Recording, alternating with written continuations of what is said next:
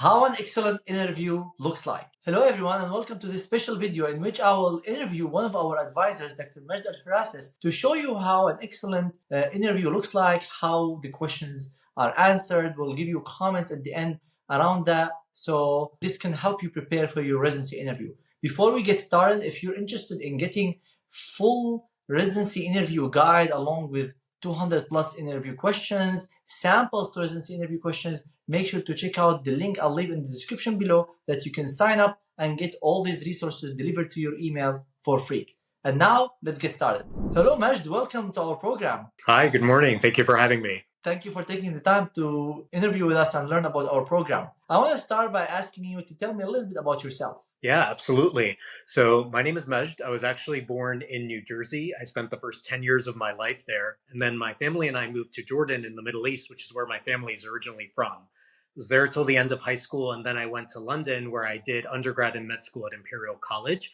And I did 1 year of an intern equivalent in London as well. Throughout medical school, I became increasingly interested in internal medicine and cardiology specifically, and I really developed a passion for research and teaching. I was involved in a number of extracurricular societies where I got to organize and deliver teaching sessions, and I also was able to participate in both clinical and lab-based research projects in cardiology that really helped solidify kind of my passion for internal medicine and for cardiology. Now I'm at the point where I want to come back to the US and pursue residency training here. And I'm really excited to start this part of my subspecialty in the US. That's awesome. So you mentioned you want to come to the US and you did some of your medical school time in the UK. What made you want to come to the US? Yeah, so great question. So US is home for me. I grew up in the US and I was born and raised here for the first 10 years of my life. But the thing that I'm really drawn to within the US medical system is the fact that training programs in the US are very robust, very streamlined, and very hands-on. As somebody who wants to pursue internal medicine and hopefully in the future pursue cardiology, I'm really attracted to the fact that the residency programs here offer a lot of hands-on experience, very robust didactics, and opportunities for research as well. And so I can really see myself thriving both personally and professionally through residency experience here.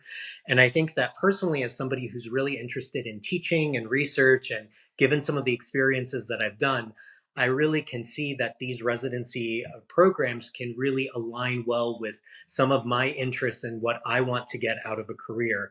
And doing elective rotations in the US really helped me see for myself that the training environment and interacting with the residents and the patient care and the teaching here is really everything that I wanted for my residency training. That's awesome. Majd, you seem to be a great candidate for our program, but as you know, every year we receive thousands of applications. Why do you think we should choose you over other programs, and what makes you stand out? Yeah, so you're right. There are a lot of great candidates, and I've had the opportunity to interact with and chat with some of the people here today. And it's been a really wonderful experience to get to know some of my future colleagues as well. I can't really speak for other people, but I can tell you what I think makes me unique. Um, Throughout medical school and throughout residency, I've obviously been very dedicated towards my studies. I've worked really hard to do well within residency and my USMLE exams. But I think one of the things that sets me apart is the fact that I've had the opportunity to live in different countries. I've lived in the US, I've lived in Jordan, I've lived in the UK. I've experienced healthcare through clinical and volunteer experiences in those 3 different countries. And it has really given me a unique perspective, not just on different cultures and languages, but also in different ways that healthcare systems are run around the world. Training in the UK gives me a really unique perspective because I trained within a national health system. So it's very busy. And so I learned how to prioritize, how to be efficient, and how to really hone my physical exam skills and to really make best use of the resources that I have available. And I'm the kind of person who as I mentioned briefly before, really took advantage of all the extracurricular activities and the research opportunities that were available to me in medical school. And so I really was able to hone my teaching skills through experiences within my medical school by organizing and delivering extracurricular teaching, participating in clinical and lab-based research studies, which have really given me a solid foundation in teaching and research that I really just hope to build on throughout residency. That's awesome. That's very great answer, and I think you would be a great candidate for our program. Now I want to ask the kind of the opposite side of that question. I'm sure you also applied to multiple programs. What makes you want to come and train at our program? Yeah, so I think your training program attracts me for a number of reasons. First of all, I was able to do a 1 month elective rotation, an away rotation. I did an internal medicine sub internship. And so I was able to interact with the residents, work for a month with the residents and with the attendings, and get a flavor of what residency here is like. And I was really just blown away by the way that the attendings gave the residents an appropriate degree of autonomy. The residents actually felt that they were the doctors who were in charge of communicating with the patients on rounds and developing the plan. I was really just impressed with the teaching opportunities, both at morning report and at noon conference. And I thought to myself that if this is the amount that I learned within 1 month of a sub internship here, I can't even begin to imagine how much I can learn within 3 years. And as somebody who would love to pursue subspecialty fellowship within cardiology, I'm also really impressed by the fact that we have the opportunity to rotate with some of the experts in the field, both within internal medicine and specifically in cardiology. The residents have a lot of opportunities to do research and publish, and I know that the residency is very supportive of residents publishing and presenting their research at national conferences. And I think overall, just the curriculum is something that is really, really unique in that it not just gives you a solid foundation in internal medicine, but also has a number of unique elements like a teaching curriculum and an ultrasound curriculum.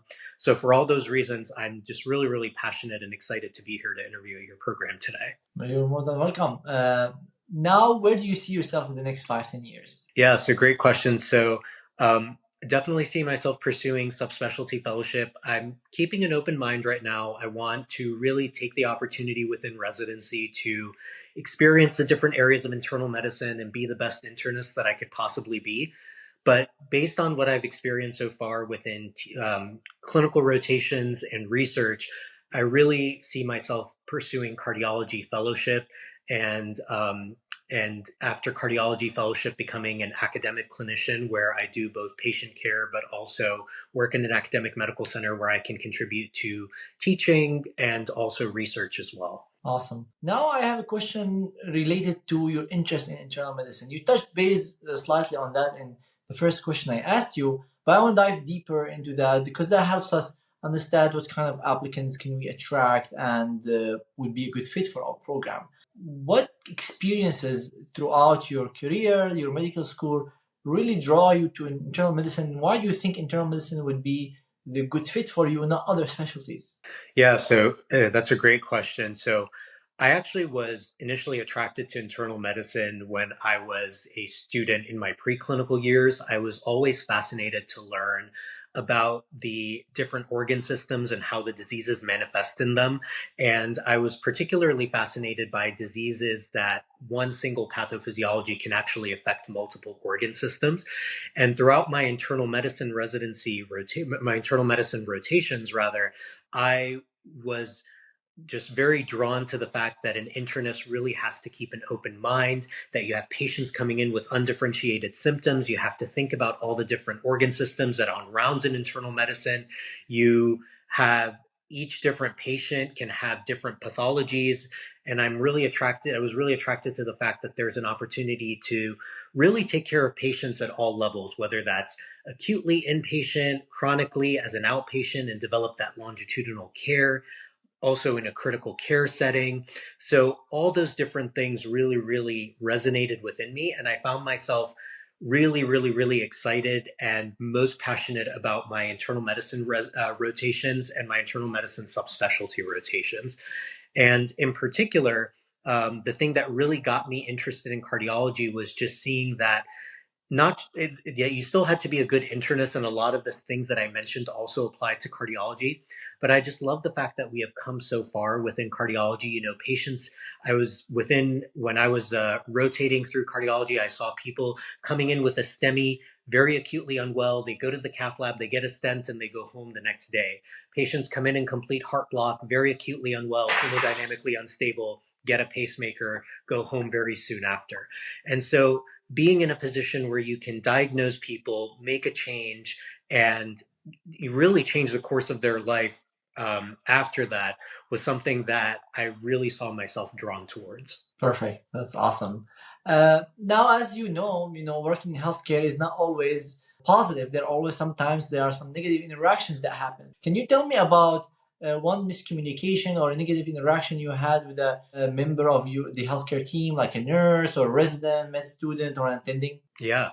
So I think one example that comes to mind regarding that was when I was a student doing my surgical rotation.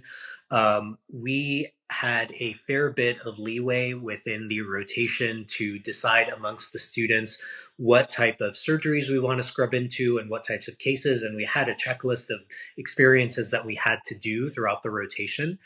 And I think what ended up happening is because we were all just very excited and passionate, is that there was times where there was some miscommunications about who was going to be in which cases, and we had people who were we had more than one person who was in a certain type of surgery and other people who were not, and that created a little bit of tension between the medical students. And so the thing that I recognized from that was that we all had the same objective and the same goal, and that there was no need to have that kind of tension, animosity. And so what I did was I just sat down with my colleagues and I said, hey guys, we all have the same goal. We all have the same experiences. We're all part of one team. Let's figure out a way where we can work together, where we can all get the same experience, where we can get a good mix of the more simple cases and the more complex cases, and we can come together and move forward and not have that sort of tension between us. And it ended up working out really well because I think we all recognized that we all had the same goal and there was no reason to have that sort of animosity between us. And it ended up being something that I carry forward with me because I learned from that experience, and that number one thing that you have to do is just communicate openly with your colleagues respectfully, and usually most of these conflicts will get resolved. Awesome. Now tell me an example or a situation that demonstrates your team work skills. Yeah. So I think one of the examples that comes to mind was when I was in medical school. I was responsible for organizing a mock OSCE clinical exam with real patients for the final year medical students, because we have this big exam at the end of final year that's very stressful, and we have you have to examine real patients and make a diagnosis and present, and then the examiners will ask you questions. And that really required a lot of coordination. And I was in charge of that team. And so it really made me realize the importance of being organized and delegating with my colleagues. And I think one of the things that I took away from that experience is that I can't do everything myself. And I need to have a checklist of things that I need to do, but also be okay with giving people specific tasks and following up on them. And I think it really helped strengthen kind of my leadership and communication and team working skills throughout that experience. It was a wonderful experience because the students who took part in it found it really useful. And as I said, I learned a lot from that experience. Majd, it was very, very nice interviewing you today. Before we end today, do you have any questions for me? Yeah, thank you so much. So I've had the chance to chat to a number of the residents and the attendings, and most of my questions have been answered. I'm just wondering, are there any particular opportunities for residents to be involved in teaching medical students beyond interacting with them on the wards? That's a great question. We actually have multiple workshops for our medical students who start learning about how to take history, how to do a physical exam in their first year of medical school. And that is mainly staffed through our internal medicine residents. We also have, as you mentioned, on rounds, some surgical skill teaching that are usually taught by our surgical residents. We have multiple lectures, and sometimes some of our residents take some positions in the medical school and explain lectures and certain topics to the medical students. So yes, there are a lot of opportunities to be involved in that. Oh, that's awesome. Any other questions for me? No, I think all of my questions have been answered talking to the residents and attendings, but I'll be sure to reach out via email if I have any other questions. Thank you so much. It was very nice interviewing you. Thank you so much. It was nice to meet you too. Majd, that was an excellent interview. I wish everyone listening to this video or watching this video and preparing for their interview on this same level. That was, again, phenomenal. We'll go over each of these comments and each of these questions and get your insight and what I think about some of these answers and what people should make sure to hit on, because sometimes people listening, they might find it as a great answer, but there are a lot of hidden things that you pass through these answers that would be helpful for people to pay attention to. Before we start with that, for our viewers, if you're interested in interviewing with experts or preparing for your interview with experts like Dr. Majd or any of our excellent advisors, go ahead and check out our residency interview prep service. I'll leave the link for that in the cards above and in the description below. And the best thing about this is that if you're not happy, we'll give you your money back, no questions asked. That's how much we trust our advisors and the excellent service we provide. And as I said in the beginning of this video, if you would like to get access to our interview prep guide that includes over 200 plus interview questions, samples to residency interview questions, interview guide, multiple other resources, go ahead and check that out and you will get it fully for free delivered to your inbox. So Majd, I'll start with the overall vibe of the interview. I see when applicants, especially, this is their first interview ever, because many of our international audience, they never interviewed for a job. They go straight out of med school, high school to med school based on an exam. And this is the first interview they're doing in a different language. And I see more like a scripted answer kind of thing. Your interview is very friendly. I can get the vibe of someone who's really nice, who's very excited and energetic about their career and the next steps in their life. Can you, before we dive into the details of every single answer, give us how did you try to get that through, and what do you give advice regarding, again, the overall performance and the vibe and the energy? Yeah, and so that's actually a great question. So I've actually had the benefit of interviewing not just for internal medicine, but also cardiology EP, and mentioned briefly to you, I'm now actually interviewing for jobs as well. And so I've had a little bit of practice, and I've actually experienced the other side of it, both through work with you and also through interviewing for the fellowship as well. It is very, very clear when people are, nervous or not excited to be there. You may be interviewing at a place that's not your number one choice. Regardless of who you're interviewing with, the number one thing that you need to demonstrate and bring across is that you are excited about the things that you have achieved. You're excited about pursuing residency, and you are excited to be there.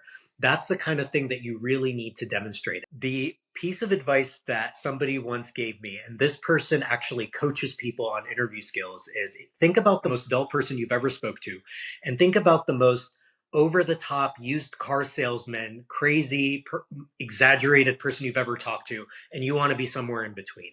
You want to be someone who shows that you're interested, shows that you're enthusiastic, and shows that you're happy to be there.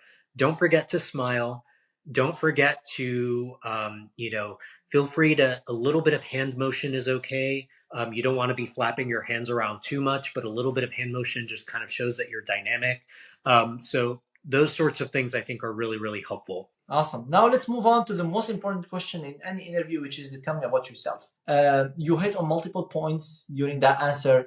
You demonstrated a lot of strength through this story. It's engaging, concise. Can you tell us what did you try to convey through that question? What do you recommend for people who are answering that question? So I think the tell me about yourself, you want to think about it as the interviewer is interviewing so many people that day, and it can be very hard to keep straight who's who.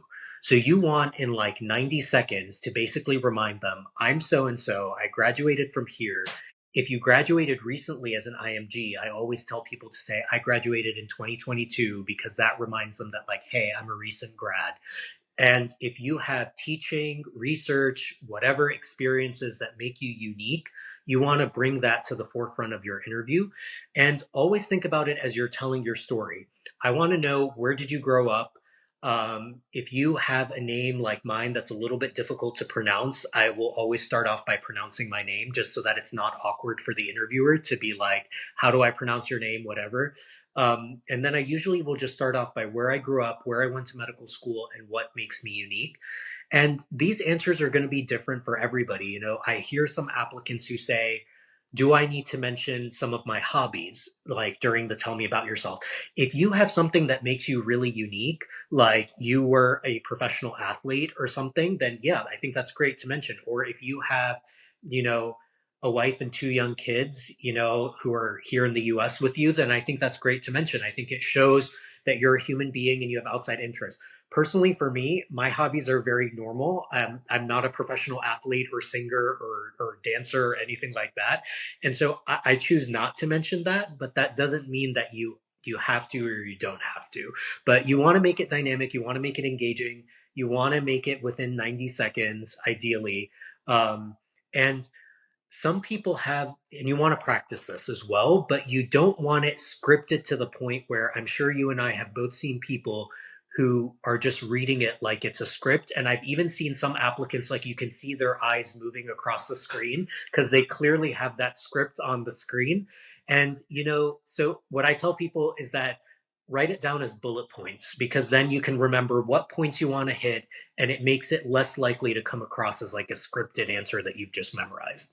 Yes, I totally agree with every single thing that you said, especially the robotic part, Yeah. because this is a very frequently asked question, and many people prepare too much for it, even if they didn't memorize it, because they've just prepared so much for it. They're interviewing multiple places, they're answering the same thing. It just loses the spontaneity after a while. So just be careful to keep interviewing as if this was your first interview from an excitement standpoint and your 100th interview from a training and confidence standpoint. I also love the idea that you mentioned about the bullet points. That's how I actually prepared for my interview. And I changed the bullet points based on the program and the, what they're looking for. For a program that has huge emphasis on research, I touched slightly more on research in my, strength, in my tell me about yourself, in almost every question, because I know that vibes with the program. On the other hand, programs don't care too much about research. I still mentioned, but much less frequent than the other programs. That's why not only you need to tailor your answer based on your needs and your situation, but also you need to tailor your answer, your individual answer, based on the program you're interviewing with. Absolutely. And I couldn't agree with you more. And I think that's very pertinent for internal medicine because a lot of the applicants will interview at both academic medical programs and community hospitals.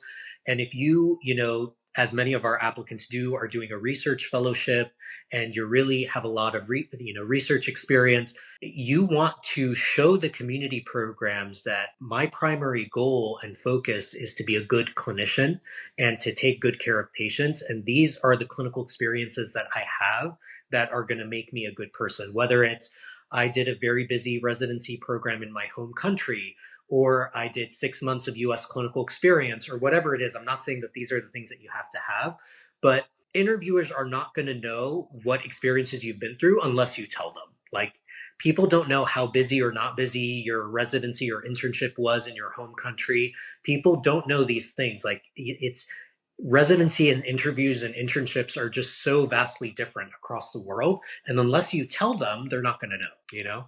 Exactly. And but some people assume that everyone read your CV word by word, and that's not the case. Sometimes they're actually not allowed to look at your CV so they don't get biased in their interview. Right.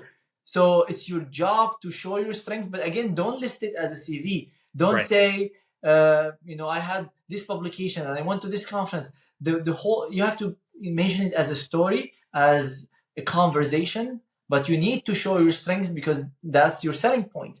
Majd, I also want to ask you before we move on to the next question, do you research the programs that you're interviewing at so you can know a little bit about them before you go into the interview? Absolutely. And that is critical. That is absolutely critical because you do not want to ask a question that is very clearly stated on their website. It shows that you are lazy and you didn't do your homework. And then the other thing that I think is really useful is that one of the most likely questions you're going to get asked, and you asked me this question, is why are you interested in our program? And I can't tell you the number of times people give me an answer that can apply to any program across the country. People will say things like, I'm interested in your program because there's robust clinical experience, there's good teaching opportunities, the residents are really nice, the attendings are great. You know, if an internal medicine program is accredited, they're going to have all these different things. And so I want to know specifically, why are you interested in our program? So you need to give specific answers, meaning, you know, talk about the city. Like if it's in New York, you want to say that I love the fact that your program is in New York because it's one of the most diverse cities in the world, where you have patients of different socioeconomic backgrounds and disease presentations coming in. I love the fact that your residency program has an X plus Y structure. I love the fact that it has an ultrasound curriculum, a teaching skills curriculum. I have all these different things that show that you have really researched aspects of the program that you find interesting. And if you know somebody at the program, don't be afraid to also mention that you've had the opportunity to talk extensively with, you know, X, Y, and Z at the program, and learn more about the culture and specific aspects and elements of the program that you really, really, really like. And so that is the answer that will take you from somebody who is just there because they want to interview to somebody who's really, really interested in that program. That's going to take you to the next level. Very great advice. And we already touched now on this question. I was going to mention to the viewers how you mentioned the rotation that you did there. And that was a huge selling point because you expressed huge interest by showing to the program. But now you know a lot of insider information about the program. But you also mentioned, even if you didn't, you know, some people might not have rotated at certain programs. The program website, if you have a person inside, you can talk to them and bring things up. Because again, that shows that you've done your homework, you've done your research, and you expressed interest in the program. Funny enough, you mentioned if you ask a question that is already answered on the website. One time we were interviewing at a program and somebody asked a question that was clearly answered on the website. And the program director told them in front of the whole interview pool that this question is answered on the website. You can go and check it out. So, you know, so you don't want to be in that situation. And as you said, the interview is just very individualized to the person. As you said, sometimes the hobby does not fit because you don't have a super talented hobby that you're participating in versus an Olympian who's won multiple medals. That definitely need to be mentioned. So that's why it needs to be individualized. The same about the training program and what kind of programs are you interested in. And that's the whole reason why I recommend, if you have some amazing mentor who can sit with you and do this with you, go for it. If you don't have that kind of people who will provide you that kind of support, who know how the process works on the other half, you need to get somebody to do that for you. Somebody who's expert, who knows how things are on the other side, so they can guide you and get you there. Now let's talk about why are you interested in internal medicine. You mentioned a phenomenal answer from your own experiences, which is the something that, before I let you talk about that, I've seen a lot of people answer a very generic answer that applies again to almost all specialties, right? Or just preaching to the choir. They're telling me characteristics of the specialty without their own experiences. And as you know, this question is your opportunity to show your experience and skill and maturity. I like this word when I answer that, maturity within the specialty, because these experiences would lead to tell me, okay, you really know what you're getting yourself into. So can you give us some tips about answering that question? What got you to answering the answer you gave me? I can't tell you the number of times that people, whether I'm reading a personal statement or doing a mock interview, when somebody says to me, I want to do internal medicine because it's a mix of inpatient and outpatient medicine. I'm like, well, so is surgery, so is psychiatry, so is OBGYN, so is like everything maybe apart from pathology. Like, it is just, you cannot just say that. And you cannot just say, I find it interesting, or it's a wide variety of pathology. Again, look at general surgery. It's a huge variety of pathology. Like, you can't just say that internal medicine is the one area that has all these different things.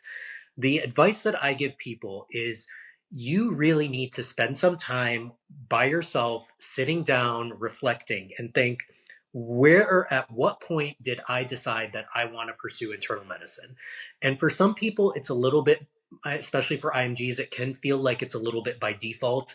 Maybe, they want to pursue something else, but their scores or their CV makes that a little bit out of reach. But within every type of specialty, you really want to focus on, was there a specific moment or a specific time or a culmination of moments or patients that made you realize, I could see myself doing this. I could see myself being very happy doing this. And feel free to mention specific examples, specific patients, specific cases, specific rotations, whatever it is that really made you recognize that this is the thing that you want to pursue. And one piece of advice that I got given as well by one of my associate program directors during residency is that you may be undecided within internal medicine, and that's totally okay. But if you do have a leaning towards something, whether it's primary care or cardiology or endocrinology, mention that, because it also shows, as you mentioned, that you have gone that extra step, deciding what area within the specialty you could see yourself pursuing, that you've not just liked the specialty, you actually have gone a step further in thinking, where do I see myself beyond internal medicine residency?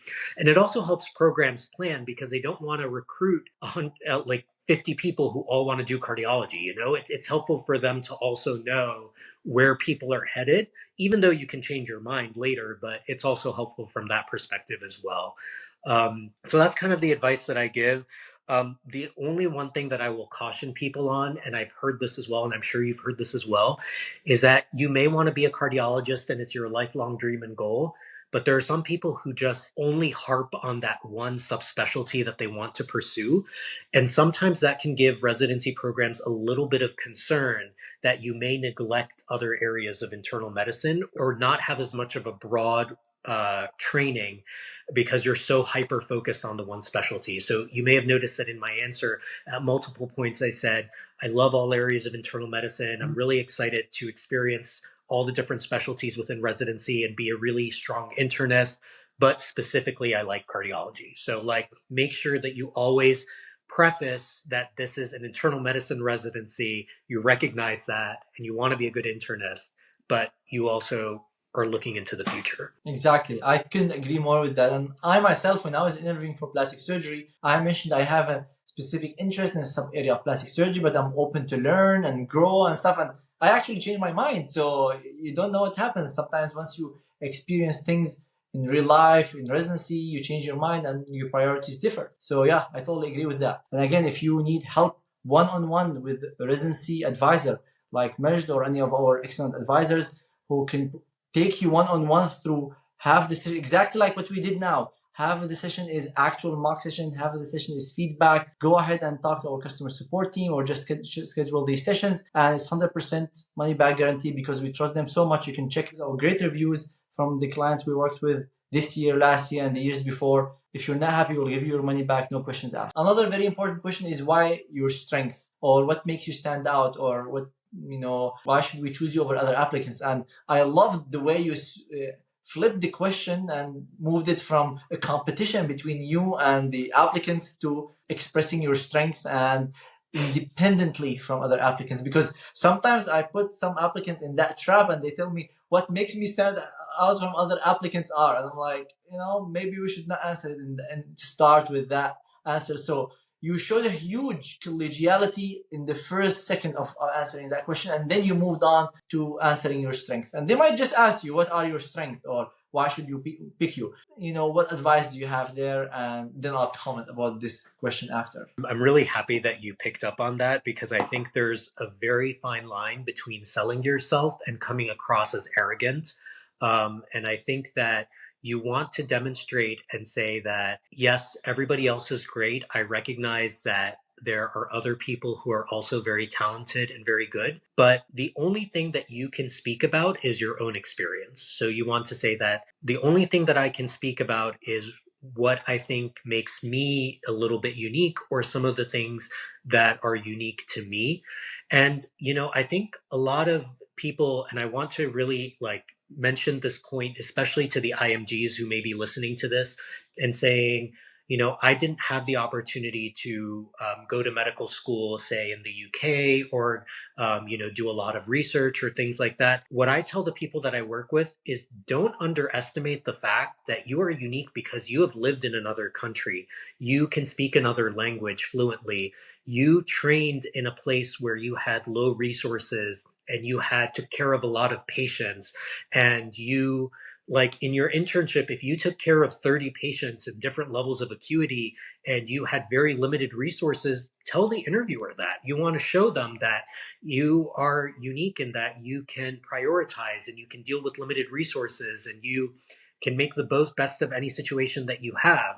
That you are able to speak another language fluently. These are the sorts of things that I think don't underestimate some of the strengths that you have and some of the unique experiences that you have had. Yes, I cannot agree more with that. That's a huge advantage of being an IMG, is that you train in different culture, you have different perspective of things, different insight, but you also had some experiences in the US, because you don't want to say that, I lived my whole life in India, I did all my rotations in India, I've never been to the US, and now I want to interview. And now I'm here. So you wanna have some understanding of both worlds, and you have to prove that with your interview. But again, take pride in you being an IMG and the experiences you've went through, challenges that you had to overcome to come to the US and do residency here. Things that you need to mention generally, and I loved you mentioned a lot about clinical work.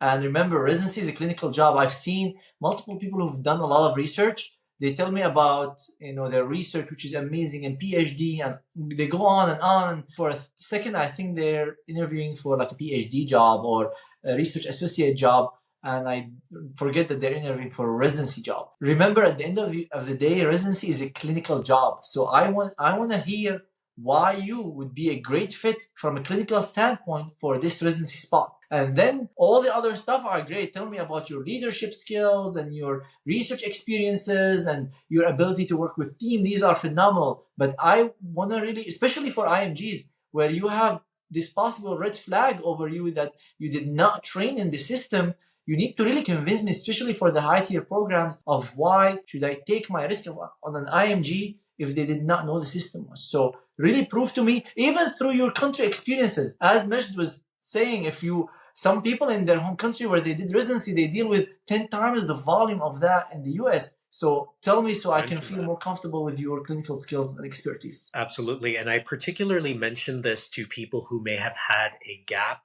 between their year of graduation, some of the older grads, that their number one concern in the head of the person who's interviewing you or the program director is, has it been too long since you were in medical school? Are you going to be up to the standards of taking care of patients in the US? So if you did a residency program in your home country, or you worked clinically, you did a lot of US rotations, whatever it is, you want to mention specifically why you are still going to be a clinically strong resident. What have you done to continue, even if it's something as like, I continue to keep myself up to date with like the most recent guidelines. I continue to do rotations and observerships in the US. I worked for 4 years doing this in my home country. You need to really demonstrate to them, what have you done to make sure that you are still active clinically, and that, as you mentioned, will take a good job of patients clinically, because that is the number one thing that you are going to be doing in residency. It's not about the research. The research and all that stuff is just icing on the cake, right? It's the clinical stuff is the most important thing. And that's where IMGs have struggled. And that's where, unfortunately, some programs may have had bad experiences with IMGs in the past. And so that's why you want to make sure that before they even answer that, you want to nip that in the bud and allay their concerns. Exactly. And I actually had one program that was the only program that specifically asked me, you've been 3 years, out of medical school doing research, you've done rotation, but that was 3 years ago. How, can we make sure that you're going to be able to function clinically within the system? Mm-hmm. And I answered that question, but even for programs that did not ask me that question, throughout the interview, I tried to answer that question. So ask yourself, do I have something that people will obviously see on my application and I need to address through, these examples that I'm giving to demonstrate my leadership skills, but I'm also saying that I did a rotation in the US. I'm talking about my teamwork, but I'm also talking about my research experience. So try to convey these messages. And again, that's why we think that having someone who's expert and knows this process give you the advice, because a lot of viewers don't know that interview is like extremely important in your rank. Once you get an interview, I did not believe that myself, but now I really believe that once you get an interview, people are almost, I don't say they're exactly on the same foot, because sometimes, if you have somebody who's phenomenal on an application, they perform well compared to someone who's also performing well, but they don't have as a strong application. I think the strong application wins, but you almost are on the same foot if you get an interview. So as they say, the ball now is in court and you have to ace the interview. Now they don't release the program director survey that they used to release before. They had like some factors in relevance, and they give certain importance level and the percentage of people who answer that. And after you get an interview, once you get an interview, your performance on the interview through 4 factors that they assess through the survey was number 1 and 2 and 3 and 4. And then comes step 1 and step 2 CK and all the other things. So that can tell you how important is the interview. So please prepare well for that. If you need help, reach out to us. I'll leave all the links for our different services and advisors. But please make sure you prepare. This is, your opportunity to shine, and you don't want to waste that opportunity. Now let's move on to behavioral questions. This is an important part of the interview. Some programs have heavy emphasis on these questions, and I want you to think of why programs ask these questions. They want to know how you behave in case you had a conflict. They don't want you, going and punching someone if you had a conflict with them. They want to see how you would handle these tough situations that you will encounter as part of your residency training. So that's why I want you to prepare multiple scenarios, multiple examples about a conflict, positive interaction, negative interaction. And we have this list of 200 plus interview questions that has a lot of examples for behavioral questions that you can get it fully for free by signing up to the interview preparation resources that we have. And you can access these by clicking on the link in the description below. But let's talk now about the answer you provided. And you can take us through the strategy you think through for these behavioral questions. The first one was about a negative interaction you had with colleagues, with a colleague, and how did you deal with that? Can you take us through that process of answering behavioral questions and conflict? Yeah, and I think what I want to mention to candidates here is a lot of people get very stressed out about this, and they're trying to rack their brains for some story where the police was involved and like somebody got punched, or like, it does not need to be some crazy thing. Even just like a misunderstanding, a disagreement, this, as you mentioned, the story itself is almost not as relevant as more like how you reacted to the story and what you learned from the experience. That's the most important thing, and how you reflected on the experience. The reason why, residencies probably think about this a lot is that residency is a very stressful time. You're going to be working with people when you're sleep deprived, when you're tired, and they want to know that the person that they're recruiting is going to be somebody that they're going to want to work with at 3 a.m. on a 24-hour shift, And so you may think it's ridiculous and you're like, I would never say that, but you and I have both heard people, both formally and informally, say some crazy things like, I yelled at somebody, and people will say things that demonstrate that they're volatile or have a temper or things like that. So the thing that you want to get across from these questions is you want to describe the situation briefly, describe how you handled the situation, and then what you learned from it moving forward. Those are like the 3 elements that whenever I work with somebody, that these are the 3 things that you want to incorporate in your answer. And most importantly, you want to convey that you are a calm, thoughtful person who handles your problems through communication, through empathy, through understanding others, trying to understand what their point of view is, and coming to a resolution. That's the thing that you want to demonstrate. Again, you don't need some crazy story. You don't need something where you're going to come across as some national hero, but just something that shows that there was a little bit of disagreement, that you were a calm, rational person, and what you learned from it moving forward. I totally agree with that. Yes, that's the whole point of behavioral questions. I like the sequence of the thoughts that you had, and that's how people should answer this question in brief. And was it a conflict, or a positive interaction, or an example of team player? Think about different scenarios, so prepare yourself. Sometimes it's hard on the spot to come up with something. And these examples that we have, it cover almost like 90% of the questions that you will get. So, and once you have certain examples, sometimes the teamwork example can be also a positive interaction example. So once you have multiple stories that you thought of, you can use them for multiple scenarios based on the question. Yeah. And I think the one thing that I also want to emphasize as well, and I read this once and it kind of stuck with me, is that if your story involves a patient, you always want to end by describing what happened to the patient, because you don't want to demonstrate that like this story is all about you.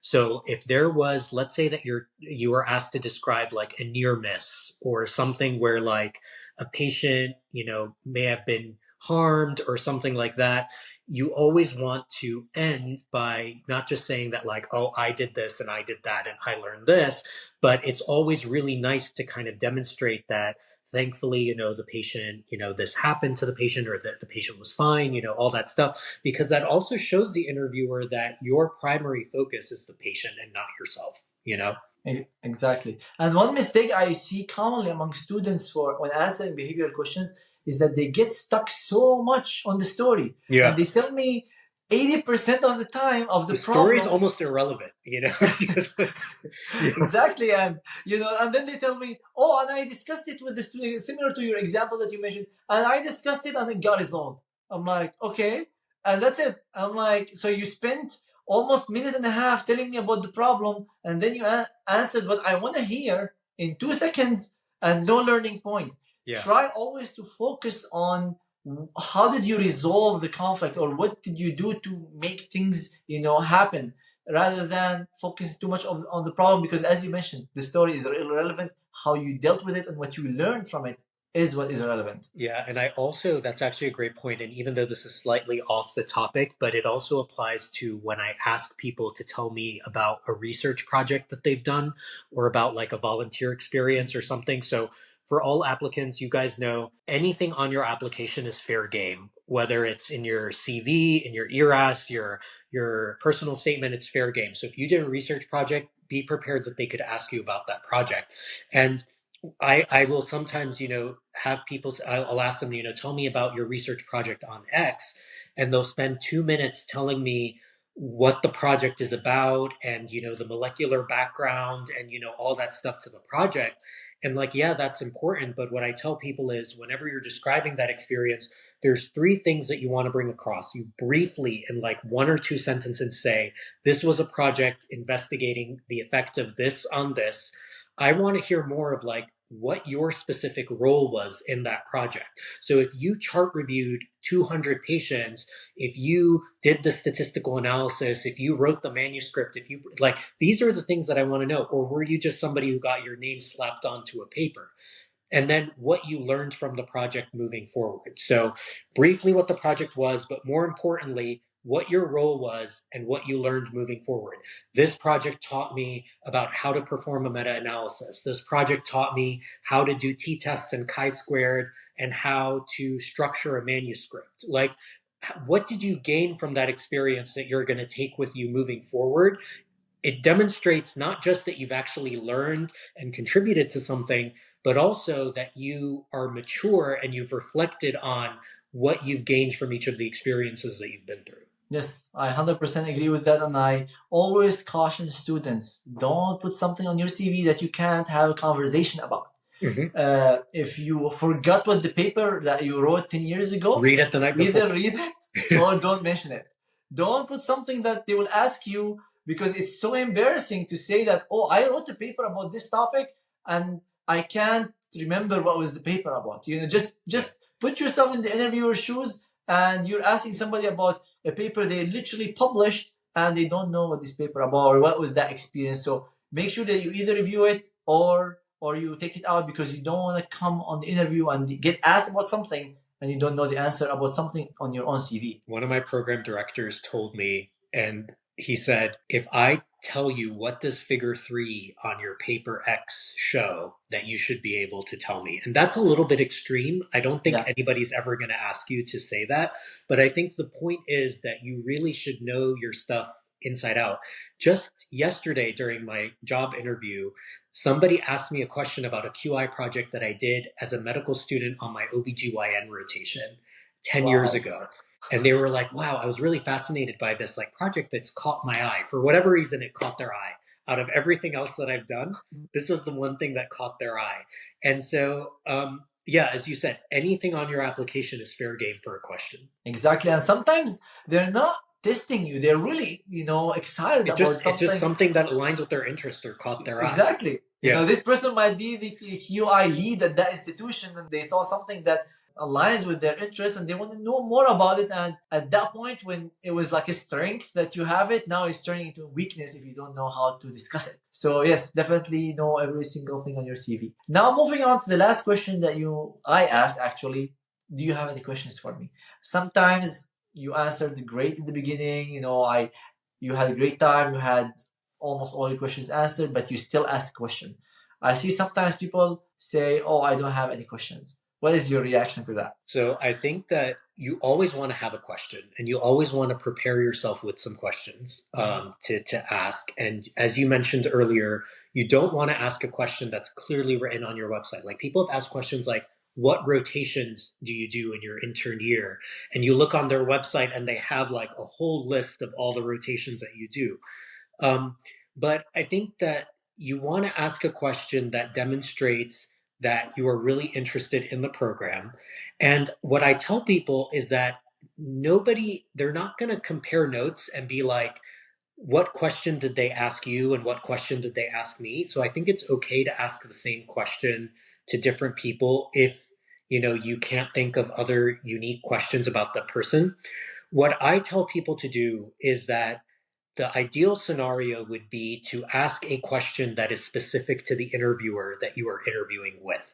So, for example, if you are interviewing with somebody who spends a lot of time at the VA, then ask a question about the clinical rotation at the VA or the experience at the VA or the clinic opportunities at the VA.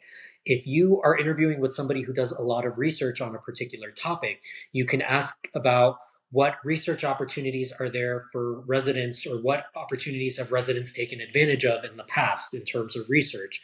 A great question to ask program directors is teaching opportunities, because that demonstrates to them that you are interested in teaching and you're interested in the clinical stuff.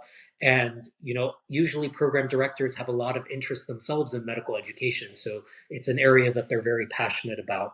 And so, the caution that the mistakes that I've seen people make is if you have 5 minutes with the program director, people have asked questions like about vacation and time off. That's not the time to ask about vacation and time off. That is not the time to ask a question about what are some weaknesses of the program, because you don't want to come across as like negative. A good way to shape that question is, are there any anticipated changes in the program structure or rotation structure based on feedback? What mechanisms are in place for residents to give feedback about the program? What mechanisms are in place for residents to receive feedback and to grow? Because that shows that you're a person who cares a lot about your personal growth. You can ask about clinic, you can ask about research, you can ask about so many different things that you can ask about, but you always want to make sure that you have at least one question. And I think it's okay after you've asked one question, as I did, to say, you know what, thank you, especially towards the end of the day. I've had the opportunity to chat to a lot of residents and attendings, and all my questions are answered for right now. But if it's okay with you, I'll reach out if I have any other questions.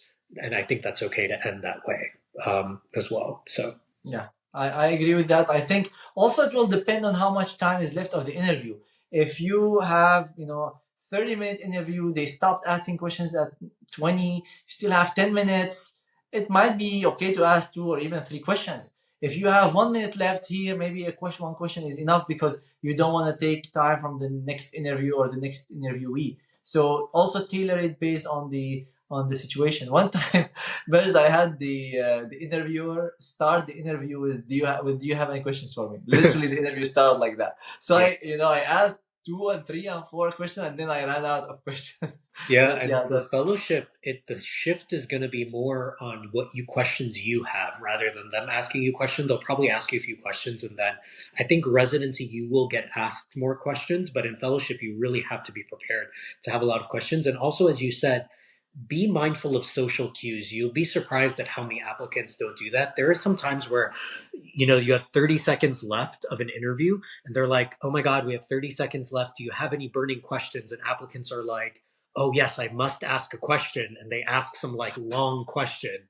And just be mindful. You can say, you know what? No, I recognize we have 30 seconds left. I can catch up with the residents later. Thank you. I do have a couple questions, but maybe we can touch base later, or I can touch base with the residents or something. But thank you for Exactly. your time. Yeah, we're Just humans. You're yeah, not a robot anyway, so yeah, you have to feel yeah. the situation. And just for that, and another thing that you mentioned, especially in the fellowship interviews, but also applies for residency, the interview is a two-way street.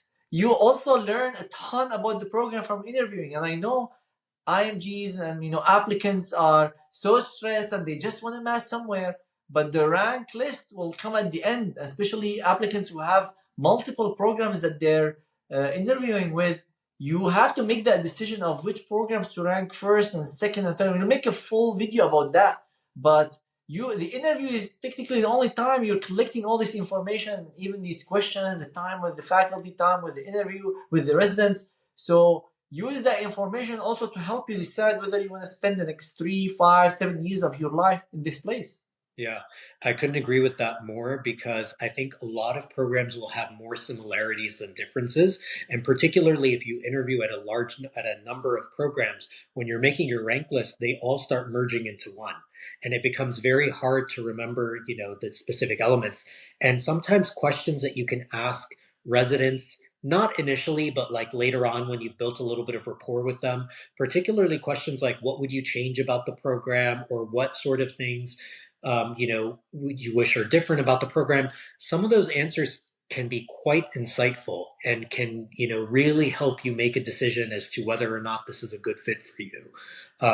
And so, particularly for fellowship, where you are wanting to get specific procedural experiences, if you're talking to somebody and they're like, oh, we never get to do this procedure, and you're like, whoa, okay, like that, it's an important thing. So you want to make sure that you get your questions answered as well. Exactly. And as I mentioned in the beginning, if you are preparing for interviews and you're applying to the management cycle, we have a ton of resources that will be delivered directly to your inbox, from samples of interview questions, questions to ask program directors, written answers to some of these samples, and multiple other resources specifically for interview prep. So you can get all these resources for free by signing up to our email list, and you can do that by clicking on the link in the card above or the description below. And again, if you need help one-on-one with a residency advisor like Majd or any of our excellent advisors who can take you one-on-one through half the session, exactly like what we did now. Half of the session is actual mock session, half of the session is feedback. Go ahead and talk to our customer support team or just schedule these sessions, and it's 100% money back guarantee because we trust them so much. You can check our great reviews from the clients we worked with this year, last year, and the years before. If you're not happy, we'll give you your money back, no questions asked.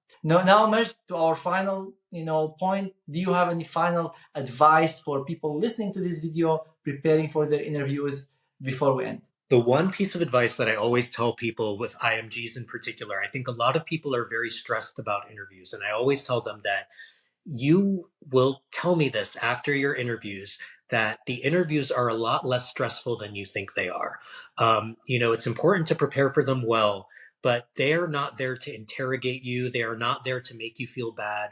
The interviewers are all very nice people for the most part. And, they are really there just to learn more about you and to find out more about your personality.